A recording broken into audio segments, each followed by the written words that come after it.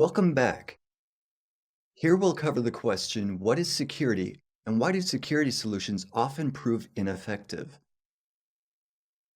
Here we will examine more formal methods for computer security. Let us start with the basics, that is, from some classic definitions.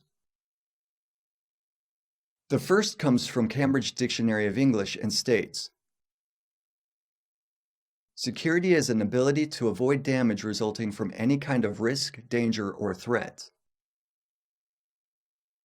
Please note that this definition is very general and quite restrictive. We must avoid damage. Thus, the definition suggests that you could avoid any kind of damage and that your system would be completely secure. On the other hand, security standards such as ISO IEC 27002 define security as a preservation of confidentiality, integrity, and the availability of information. However, both definitions share the same fault. They are based on too optimistic of an assumption. They require people who are responsible for computer security, like you and I, to do something impossible. They require us to avoid any damage. In the previous lectures, we discussed the service level agreement, and we mentioned that the recovery time objective is defined as a percentage, but it can never be 100%. Security is similar. It would be unrealistic to assume that complete security can be achieved. Speaking more realistically, there are only different levels of computer system protection. With that in mind, let's try to rephrase our definition of security. However, we have to remember that system security must not interfere with system functionality.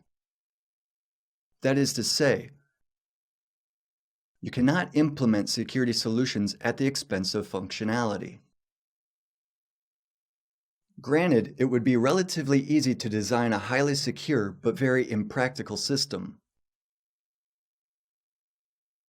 For example, a system with no graphic interface that would require a user to confirm their identity every 15 minutes by providing a 64-character password would be very secure, but its functionality would be greatly limited. Besides, I assure you that if security interferes with functionality, users will find a way to bypass it. Users always prefer solutions that are more comfortable and effective. Security policy must not provoke them to ignore it. Security should not be pitted against functionality.